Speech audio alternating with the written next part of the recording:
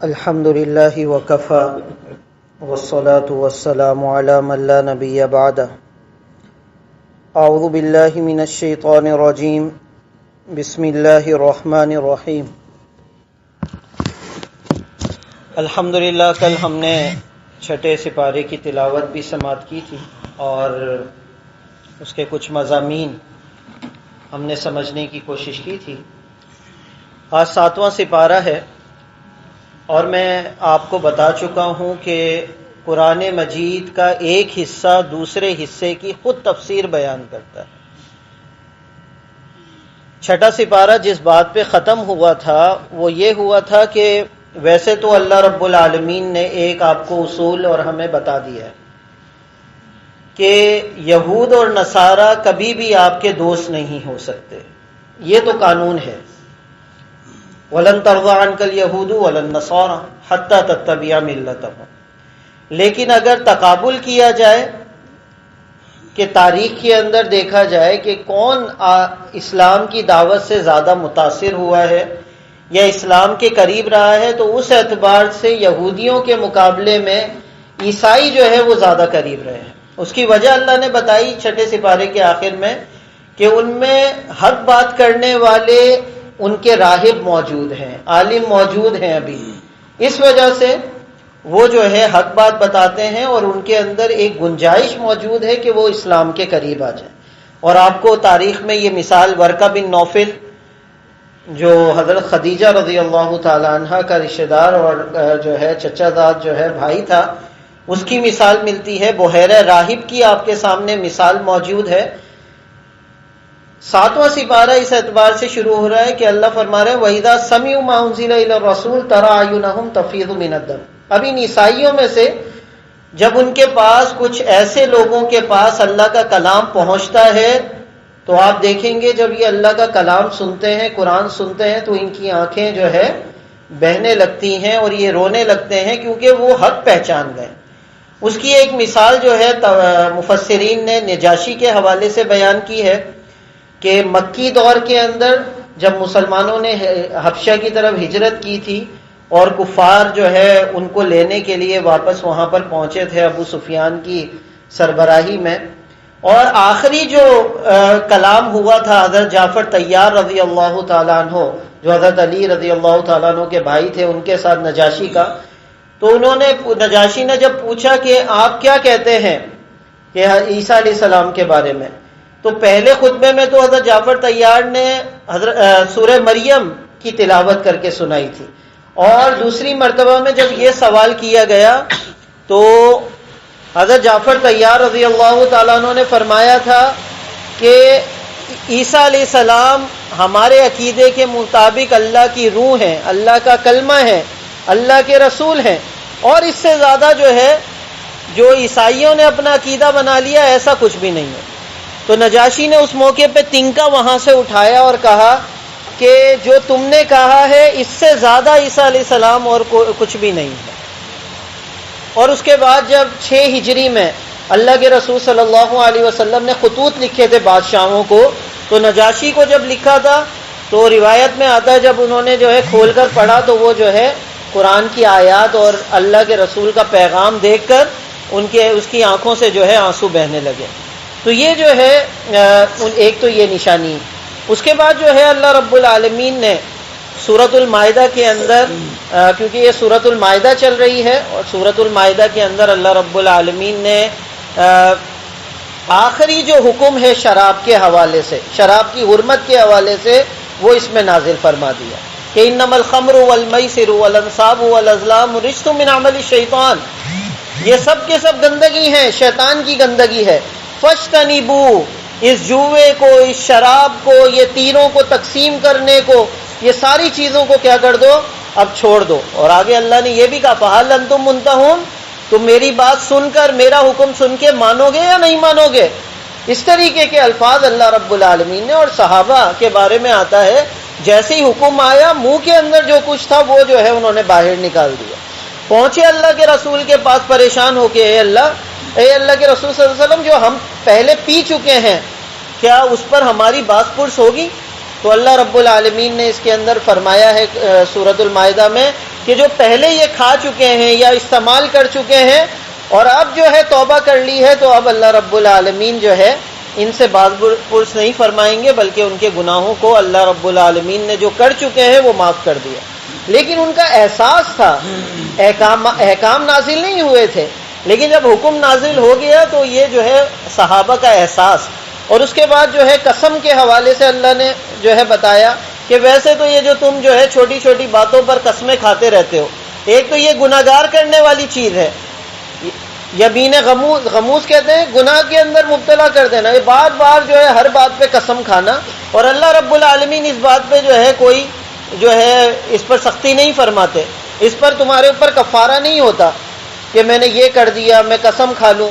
لیکن ہاں جو مستقبل کے اعتبار سے ہم قسم کھائیں کہ میں یہ کروں گا قسم کھا کر، تو پھر اللہ رب العالمین فرماتے ہیں یہ قسم پوری کرنا تمہارے لیے ضروری ہے۔ لیکن اگر آپ نے گناہ کی کوئی قسم کھا لی، اپنی گھر والوں کو جو ہے کوئی ایسا معاملہ آ گیا کہ طلاق کے حوالے سے قسم کھا لی، یا کوئی اور گناہ کی قسم کھا لی کہ میں یہ کر کے رہوں گا، تو وہ قسم توڑنا ضروری ہے، اور جو توڑے اس قسم کو، اس کے لیے اللہ رب العالمین نے کفارہ بتایا کہ 10 مسکینوں کو 2 وقت کا کھانا، یا ان کے جو ہے کپڑوں کا اہتمام 10 مسکینوں کا جو ہے کر دیا جائے، یا پھر کسی غلام کو آزاد جو آج کل میسر نہیں ہے معاملہ، یا 3 دن کے روزے جو ہیں اس کے کفارے میں رکھے جائیں۔ اس کے بعد جو ہے عیسائیوں کے حوالے سے سورۃ المائدہ کے آخر میں جو ہے تذکرہ ہے، اور اس حوالے سے بھی جو نام رکھا گیا ہے المائدہ، المائدہ کی معنی ہوتی ہے دسترخوان۔ عیسائیوں نے یہ مطالبہ کیا عیسیٰ علیہ السلام سے کہ آپ جو ہے اگر دسترخوان اتروا دیں اللہ رب العالمین سے یہ نشانی کے طور پر، تو ہمارا ایمان پختہ ہو جائے گا۔ تو اللہ نے کہا میں اتار تو دوں گا، لیکن اس کے بعد اگر تم نے نافرمانی کی تو ایسا عذاب دوں گا کہ کبھی بھی میں نے ایسا عذاب جو ہے جہان میں دیا نہیں ہوگا۔ تو یاد رکھیں جتنی اللہ رب العالمین جو ہے معجزے اگر عطا فرما دے، آپ کے سامنے کھل کر وضاحتیں کر دے، اور اس کے بعد اگر ہم نہ مانیں تو پھر جو ہے عذاب بھی بہت بڑا ہوتا ہے۔ اس وجہ سے امت مسلمہ کے حوالے سے آپ کو معلوم ہے نبی صلی اللہ علیہ وسلم نے ایک مرتبہ پوچھا اپنے صحابہ سے ای الخلق اعجب ایمانا، سب سے خوبصورت ایمان کس کا ہے؟ صحابہ نے کہا فرشتوں کا۔ نبی فرمایا وہ تو اللہ کے پاس ہیں، وہ تو سب کچھ دیکھ رہے ہیں۔ فرمایا پھر انبیاء اور رسول کا، کہا کہ ان کے اوپر تو وہی نازل ہوتی ہے، وہ تو ایمان لائیں گے۔ تو صحابہ نے کہا یا رسول اللہ ہمارا؟ کہا میں تو تمہارے پاس ہوں، تو تم تو ایمان لاؤ گے۔ تو پھر جو ہے صحابہ خاموش ہو گئے۔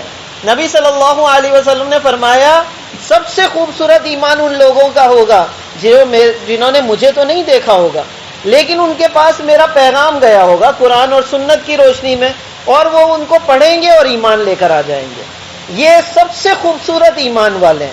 افضل ایمان صحابہ کا، خوبصورت ایمان جو ہے جو بعد میں آنے والے الحمدللہ ہم بھی ان کے اندر شامل ہیں، یہ جو ہے نبی صلی اللہ علیہ وسلم نے یہ خوشخبری بتائی ہے، کیونکہ ہمارے پاس وہ ساری چیزیں جو ہے بظاہر چاند کا 2 ٹکڑے ہونا اور تمام چیزیں ہمارے سامنے تو نہیں ہوئی، لیکن ہم نے جو سنا الحمدللہ ہم ایمان لے کر آئے۔ اس کے بعد سورۃ الانعام، انعام کی معنی ہوتی ہے چوپائے جانور، اور یہ مکی صورت ہے۔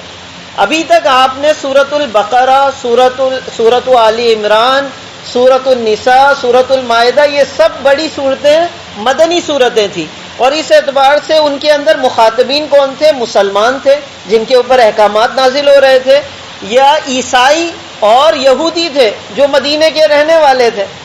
اب جو ہے معاملہ کیا ہے، اب یہ مکی صورتوں کے اندر مخاطبین کون ہیں؟ مشرکین مکہ ہے۔ اس اعتبار سے جو ہے ساری چیزیں آئیں گی۔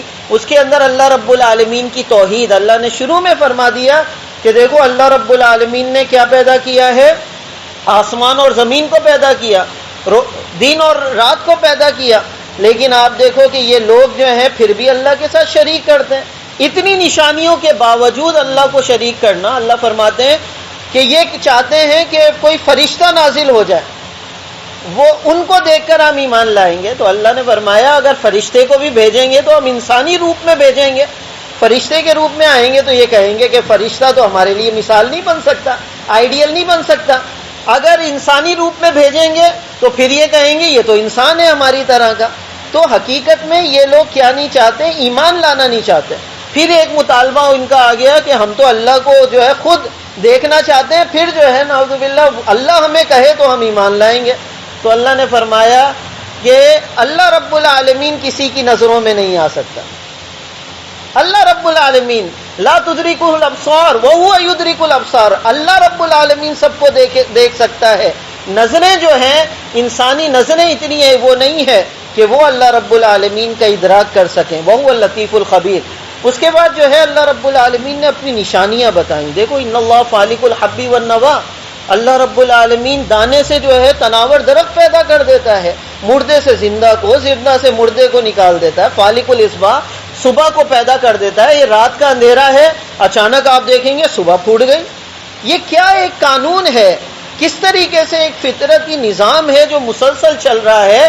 اور آپ افسانے کے اندر بھی یہ نہیں کہہ سکتے کہ جناب فلاں وقت کی بات تھی۔ یعنی ہم بچوں کو اگر کہانیاں سنائیں تو یہ کہتے ہیں کہ جو ہے شیر بات کر رہا تھا یا کوئی اور لیکن ہم یہ نہیں کہتے کہ فلاں وقت کی بات تھی کہ سورج جو ہے ایک مرتبہ مغرب سے نکلا تھا۔ اللہ کا نظام فطرت جو ہے وہ جو ہے کہانیوں کے اندر بھی جو ہے تبدیل نہیں ہو سکتا۔ وہ یہ اتنا جو ہے الٹیمیٹ اور اتنا جو ہے حقیقت پسندانہ جو ہے اللہ رب العالمین کا نظام ہے۔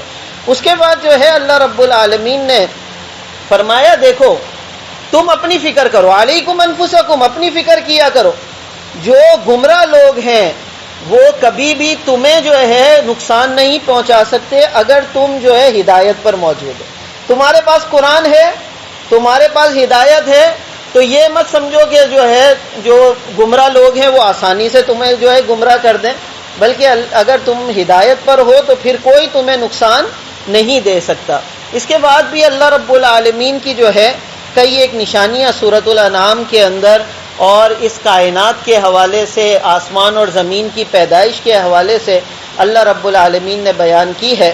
اللہ سے دعا ہے کہ اللہ رب العالمین ان تمام چیزوں کو سن کر اور اس کے بعد قرآن مجید کی سماعت کر کے اللہ رب العالمین ہمارے دلوں کو کھولنے، ہدایت کے لیے اس کے اندر نور بھرنے اور اس کے بعد اس کے مطابق زندگی بسر کرنے کی اللہ توفیق عطا فرمائے۔ وآخر دعوانا الحمدللہ۔